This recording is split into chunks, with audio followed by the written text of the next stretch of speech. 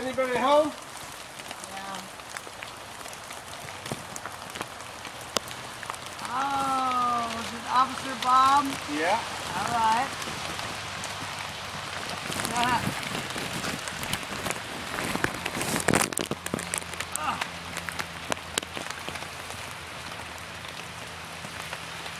We're expecting you today. Yeah. I was told that you were told yesterday that I was coming. Okay, How now. many people are staying here? Huh? How many people are staying here? It's just me, Tom, and there's one Yeah, we got the other one already. okay, that's it. But so when do I have to leave by? The next week. By when? You have a week. A week? Yeah. Yeah, I'm gonna make it to the 1st. Yeah. Dude, I'm good. And you know, I have tried to keep camp. Yeah, I know. I took over 1,000 pounds out of here before. Yeah, I was expecting you guys. Yeah, so Tom lives there. Okay. Yeah, I'll be out of here on the 1st. Well, okay, my name's Sherry Wilkerson, and I'm homeless, obviously. And we've been out here, my campmate and I and some others, for like 2 months. And we have nowhere to go.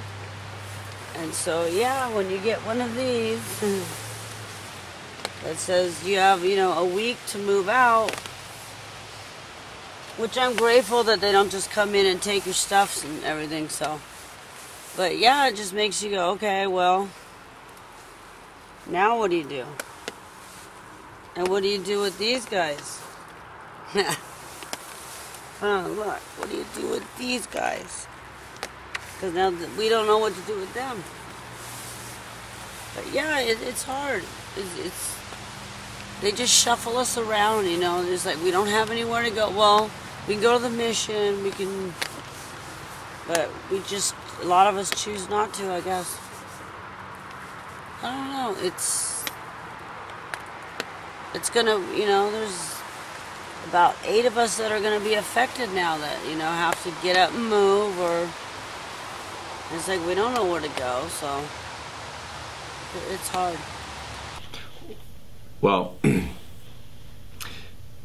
Redding historically, because of its location along I-5 and along the Sacramento River, has had a significant number of homeless people. Part of that has created a necessity and a need on the part of very generous people in our community to help provide for those. So we have great charitable organizations such as the Rescue Mission, Loaves and Fishes, you know, House of Hope, and those other Living Hope that help provide for those in need. And I think that's all of our responsibility to help do that. But in some ways that almost creates a draw. We tend to draw in a lot of people because we do so much, so that overburdens our resources here. So what do our officers do? When we get a complaint about homeless encampment, we'll go out and we'll investigate, because we have a responsibility to enforce the city ordinance regarding camping. And we can take enforcement action right away. But generally what we try and do is connect those people with those resources, particularly if it's a large encampment. We'll actually have in the past brought Loaves and Fishes and the Rescue Mission representatives out with us to the homeless encampment. So rather than just say, you know, get out, move along, we say, you can't do this, but let me point you in a direction that people can help you get back on your feet. Yeah, you see the whole valley, darn near. Out the front you can see Mount Shasta, you know. I am so excited for it. Yeah. This is only a start. Yeah, oh yeah. Oh yeah. I'm off and running now. Yeah. From, Great. you know, desperation to hope. Simple as that. There's light at the end of the tunnel. There is. Thank you, baby. Thank you so much. Bridgetown, tent city underneath the trellis in the bridge down there across from Wind River. An hour ago I was there. I've been homeless for a year, thanks to the Hope Band, and I am now in my new place based on income, and I'm just kind of sitting here stunned, figuring out what I'm going to do next. Where there was no hope a month ago, there's light. You know, I actually have enough now to make a new start. Wow. It's going to be warm tonight.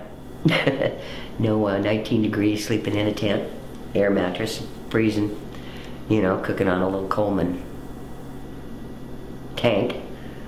And I have a shower. I'm going to shower 2 hours. I'm going to wash my hair 3 times. It'll take that many to feel clean, you know. And then I'm going to go down and thank a whole lot of people. And that's what's on my agenda tomorrow. Is the mission, Living Hope, the Hope Van. You know, there's a lot of people helping me get here. The other thing that's important to realize is that you know, I see 3 types of homeless individuals.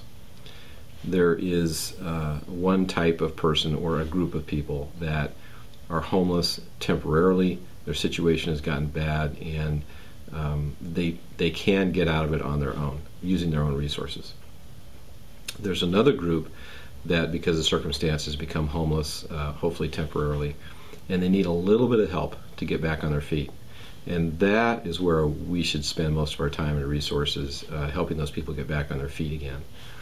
There's a third group, though, that we have to realize, that is people that are homeless, and because that is their lifestyle, that is what they choose. They don't want help, they don't want assistance, and they want to, I mean, that's just what they want to do. And they really don't want help, they don't want assistance, they just want to be left alone.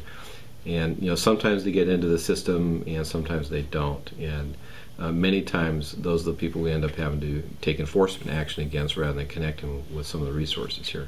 So you know, we're really fortunate here because we have a generous community, and we have great services, but we're just overwhelmed. We're overwhelmed by the number of people, and unfortunately, or fortunately, law enforcement's responsibility is to, you know, keep the peace and protect people, but we also have to enforce the laws.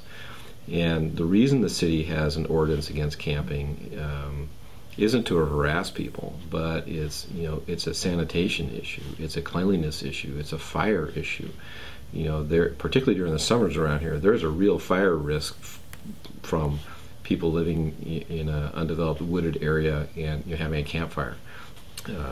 So the city ordinance is reasonably strict. You know, you can't camp at all, and you can only camp on private property for a few days. So rather than just move people along, we do try and get them connected with resources that can help. There's a lot of people out here on the streets that are in need of a safe place to be. They're not here by choice. Maybe they've been evicted out of homes.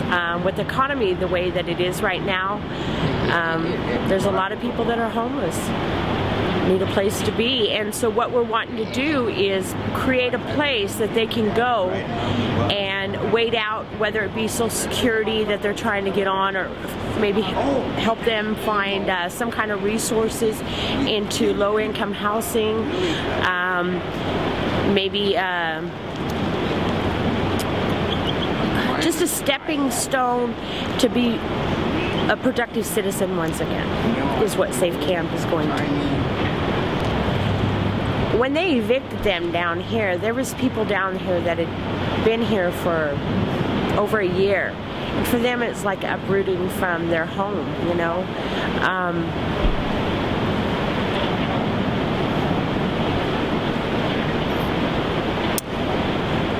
It's having no security whatsoever. It makes it tough for them.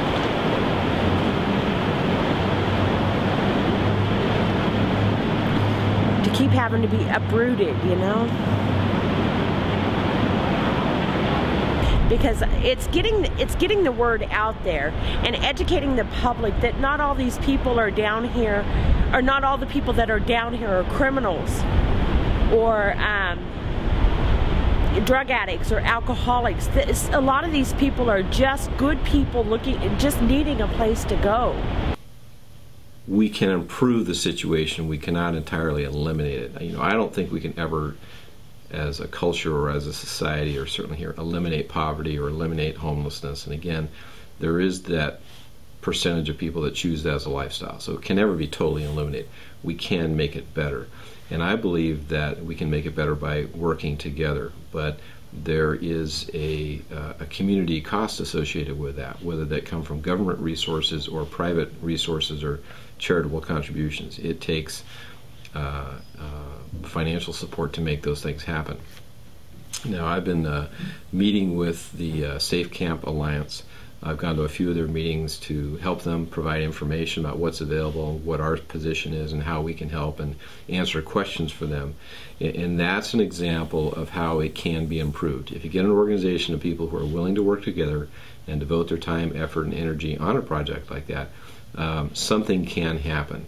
Now, whether it's a safe camp or whether or not they expand an existing facility or a public project or a private partnership or something like that, they're working on the different options they have. So I'm not sure that a safe camp is the right solution. It is one possible solution. And so Jim Hamilton and I, Jim Hamilton from the city, and I have been meeting with them to provide support, provide advice, and some guidance if we can. But it's that sort of community effort which can help improve the problem.